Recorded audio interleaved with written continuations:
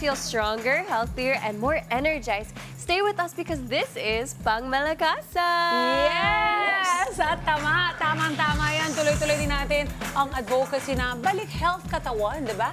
At syempre, this 2026, kung saan inuuna natin ang paggalaw, ang pagpapawis, at ang tamang disiplina sa ating katawan. At ngayong umaga mga kada, may kasama naman tayong coach na siguradong magpapagalaw sa ating literally. Ito na, he's a fitness coach who believes that consistency beats intensity. Please welcome to Kada Umaga, ang pangmalakasan coach nating Romnick Nor. Magandang umaga. Magandang umaga. Thank you for having me here again. So, dito tayo para magpalakas ulit. Okay, so...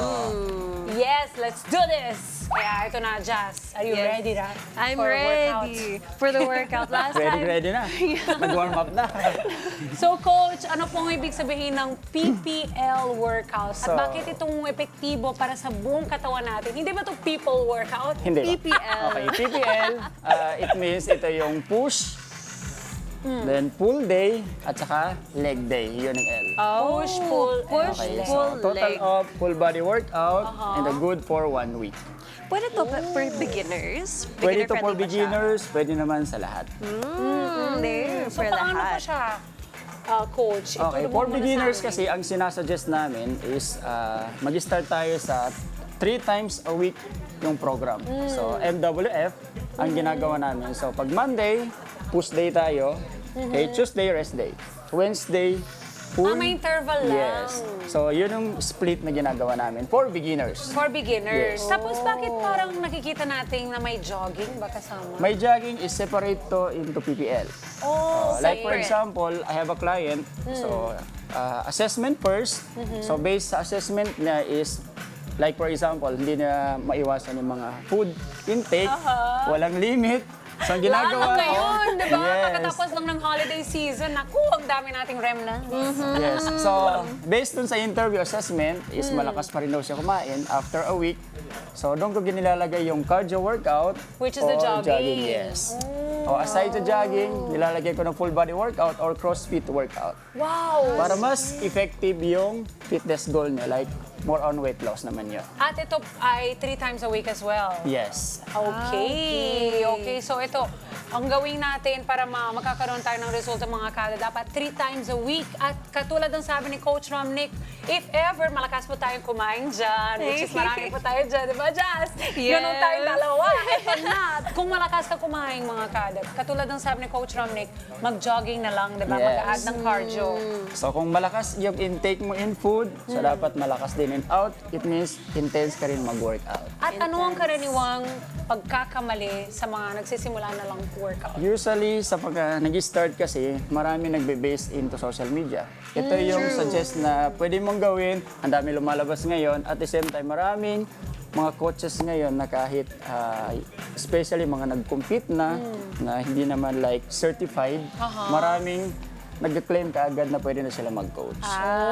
So, ang advice din natin sa ating mga kada yes. coach is mag-ingat sila no sa mga Yes, so ang suggest namin sa lahat ng mga naghahanap ng personal trainer, make sure na alam niyo yung qualification ng mga coaches. Tama. At lalo ngayon, naging uso, lalo yung, banggitin ko na lang, yung high rocks, for example. Super Yes. uso ngayon. So yung mga tao na gusto mag-prepare for that, make sure sa eksperto talaga kayo. Kaya Coach Romnick, ikaw ang the best para dito. Ipakita mo na sa ating mga viewers ang sample ng PPL routine na pwede nila gawing kahit sa bahay. Okay, ang PPL na pwede natin gawin is, first one, gagamit tayo ng basic equipment lang. Ito yung magiging equipment natin. So ito yung mga meron tayo sa bahay, mga kada, like yung mga Yes. Thank you. water bottles, for example. Lahat naman tayo may ganyan. Kung meron kayong tumbler, katulad Yeah. ni Coach Romnick, mas maganda para mas So mabigat for siyang example, ang gagawin natin is Monday, push day. Push day. Okay, pwede tayong standing, then then shoulder okay. press lang, iangat lang natin close sa taas. Yan, then down. Okay. Okay. Ay, ginagawa ko Yun, yan sa ito yun. gym. Yun. Oo. Yan. Then, movement niya, sorry, yan, then angat. Yun. Okay. Okay. So make sure na maayos yung form kasi if ever na heavy yan, magkakaroon tayo ng injury. Yun ang iniiwasan natin. Kaya Ay, dapat make true. sure na tama yung proper form. Oo. So yan. So shoulder press tayo. Ang Diba? tawag It nito looks so po- simple, but this is Yes. very But there's, important. yes, Okay, the so- details talaga. You need the details. If ever na magaan yung gamit nyo sa bahay, then di kayo nahihirapan. Dagdagan na lang. Ang possible na intense, kagaya nito, nagawa ko, is yung range of motion natin is slow lang, mabagal. Okay, sinasuggest to sa mga may mga edad na gusto mag-workout. So, kailangan magaan lang yung binubuhat, then make it slow lang. Slow. Yun. Then, ang next na pwede natin gawin for push, pwede yan lateral. So, from here, going up, make sure na align into shoulder. Ay, alam mo, ito mga kada, akala ng mga tao napakadali itong gawin. Yes. Pero pag Mahirap. nagdagdagan nyo ng mga weights, ito ang hirap, Jazz. Mahirap. Yes. Promise. Kasi away siya into body. Oo. Napupul pa baba ang Yes. ano natin, diba? If mabigat yung hawak So, yan. natin. Lateral lang, then slow lang, movement Slow. pababa. Yan. Ganon pala. Yun. Galing ni Jazz, oh. Really? Thank you. Magaan daw eh, magaan. Yes. Oh. Dagdagan pa natin yung weights niya. De, Yes. joke lang. Joke lang. Hindi ko kaya. Beginners muna tayo, beginners. Beginner. Oh, na anong next bukod dito? Proceed tayo sa, pag natapos yung push na program, so proceed tayo sa Wednesday. Wednesday. Ito yung pool. So, Wednesday na to. So ito lang magagawa natin ng Monday, halimbawa sa mga beginner. Sa Monday, ang suggest ko is 6 exercises. Six. Na pwede, yes. Okay. So maraming routine na exercise na pwede sa lahat. I see. Yan. Ipapakita mo ba lahat today? Or Pwede. Pwede. Okay. O sige. So yung una natin is shoulder press. Shoulder press. Yan. Okay. Yung Tapos next yung natin kanina. is lateral. oo. Yan. Next natin is front. Front. Yun. Yan. So arm day ba yung Monday? Yes. Braso. Tapos, I yung see. tricep natin, pwede natin siya gawin. Okay? Tricep extend, movement natin. Yan. Backwards. Okay, mas effective Ay, yan true. pag inangat mo.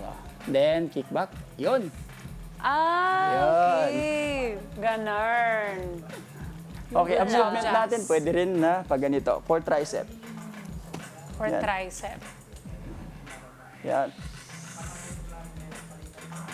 Tapos, Diba, simple What if sila, simple lang? pero effective to eh.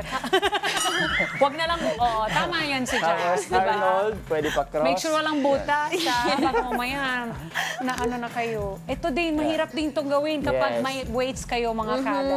Mukha lang siya madali, promise. So, mas mahirap to pag nakaupo tayo. Ay, talaga? Yes. Really? Mas madali pag There's a nakatayo. difference. Oh, interesting. Okay, so, para sa Monday nating mga kada, kahit nasa bahay kayo, ito yung 6 na exercises na Yes, pinakita yes. ni Coach Romnick sa atin na pwede nyo gawin sa bahay kasama mga chikiting o yung mga loved ones nyo, especially kung mas may age na po yung mga mommies Yes. and daddies. Naku, lolo at lola, gawin nyo na ito. At moving on, fast forward to Wednesday, Wednesday ano naman ang workout, pwede natin full gawin? day. So, Full movement day. natin is more on pull, pahila, papunta sa cool. katawan. Okay. So, yung first one, pwede natin bend your knee, straight your arms, then chest out, then row. Row. Yan.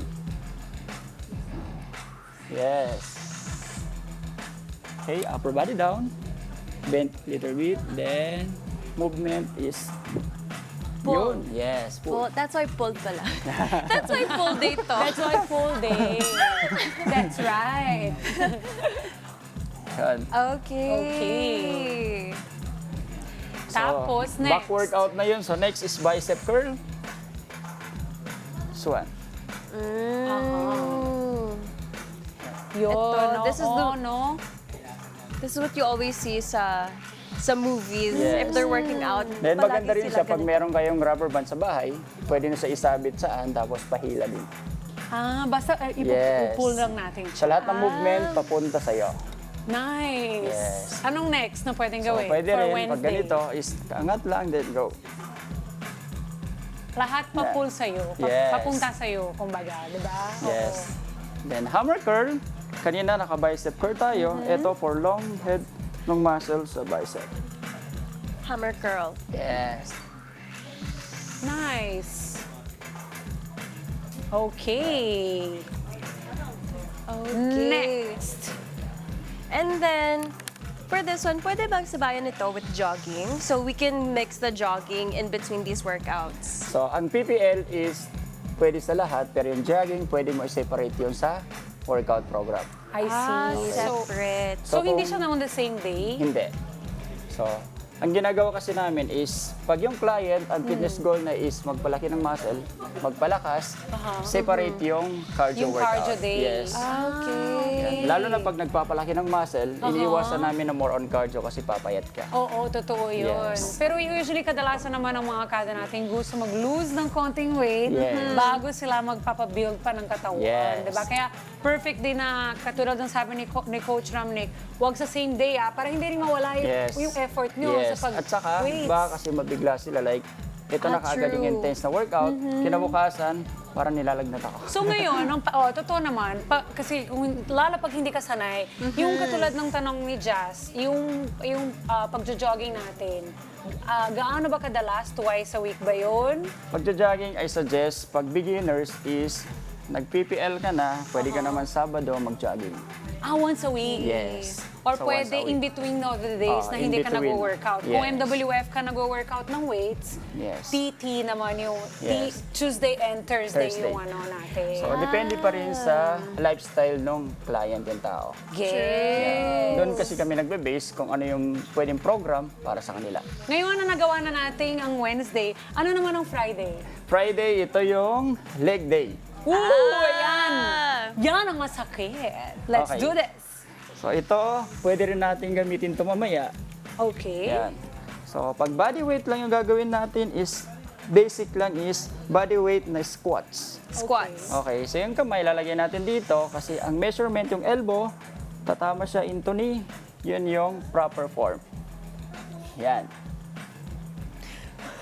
Okay, squats. Kaya ko Good. to. You can do it. Yes. For these workouts, kasi beginner-friendly naman siya, right? Yes. Is there an age limit or No pwede age limit for... because more on body weight lang siya. Ah, okay. So lahat pwede. Lahat pwede. Okay. For beginners, ang suggest ko lang is huwag mo na mag-lunges like this. Lalo na pag may problema sa knee. Sa knee, no? Yes. Pag may problema sa knee, iwasan muna natin to. Okay. Okay. Yes. Gets na namin. So after squat, Okay. since Friday na ngayon, nung Friday workout natin ay squat muna after Yes. the squat. After squats, pwede tayong mag-wall sit pero hindi natin yan. So nakasandal sa wall or squat hold.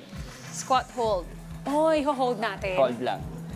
Until when? Tomorrow. So, it depends sa intense, pwedeng 15 seconds or 30. For Ay, advanced habang kasi, ginagawa natin, ichichikahan pa rin kita, coach, ha? Kahit nahihirapan tayo dito, go lang. Ano po yung mas mahalaga? Ang mahaba na workout or yung tamang form at consistency? mas maganda pag proper form at saka consistent. Yung Kahit hindi mahaba. Yes. Ang suggest ko lang for beginners, 30 minutes to 1 hour enough na yun. Wow, that's Yes. good, Wow, Jazz. yeah. Especially for 3 times a week. For those Yes. who are interested in working out but don't know how, 30 minutes lang pala. And 90 minutes of your week, the Yes. entire week. It's hindi mahirap. For advanced naman, like mga athletes na nagko-compete, yan yung more than More than, an hour. Yeah. I see. Anong pinaka-importante ng ang paalala niyo bago magsimula ng kahit anong workout, coach? So, I suggest sa lahat ng mag-start pa lang for beginners, make sure na magko-consult muna sa doktor. Kasi baka meron tayong sakit na... May underlying conditions, no? Yes. Yung iba. True. Then after that, pag walang idea paano mag-workout, walang proper form, kailangan maghanap muna ng Ng coach. personal trainer coach. personal Yes. trainer, yes. That's one of the most important steps, diba? Because the personal trainer will personalize the workout to your needs. Correct. talaga. So yeah, so guys, remember, you don't have to be perfect. You just have to start. That's right. You don't have to be perfect. You just have to start. You just have to be consistent, di ba? Katulad ng Yes. sabi nga ni Jazz. Kaya ito isang recap lang natin bago nating magpaalam kay Coach. Naku, Coach! Ito na. So, Monday natin ay... Okay, Push. push day, Push Monday. At Shoulder tapos, press, push, lateral. push, palabas. Push palabas, guys. Yes. Diba? Lahat ng mga workout na nagawa natin, ng Monday So, palabas. push away. Oh, push away. Push away. O, diba? Nagsisimula po ang week natin. Push away Push the away the negativity. snacks. Correct. At ngayon, syempre, pagdating ng hump day, which is Wednesday, It's full day. pull day, pull in the positivity. Pull in, Diba? yes. At pagdating sa Friday, Leg ito day. na, leg day. Yun ang marami nagsasabi, leg day. Leg day. Yes. Leg day. Kasi yung- Sakto. Leg day. Leg day. At sakto din kay Via na Bisaya. Leg day. Kaya maraming salamat, Coach Romnick. Sa Thank you pagbibigay so ng much. Thank you. At inspirasyon sa aming lahat dito sa Kada Umaga. Sa mga gusto magpa-coach sa inyo, saan ka pwedeng hanapin ng mga kada natin? You can message me on my Facebook page, Mr. Day One or Coach Romnick Nor. I love the Mr. Day One. Mr. Day One. Galing. I love it. Yes. Thank you so much, Coach, for teaching us. Yes. Diba, Jazz? At sa lahat ng nanonood, tandaan, ang healthy na katawan ay paghunan sa pang-araw-araw na buhay. That's right. Puhunan yan. Investment talaga ang katawan natin, ang pagiging fit, diba natin? Diba, Coach, Mr. Day One, let's move more, live better, and choose health every single day, mga kada. Ito yung pangmalakasan, bahagi ng Balik Healthy Katawan this 2026. Let's live together. Sunday 25. Sunday 25.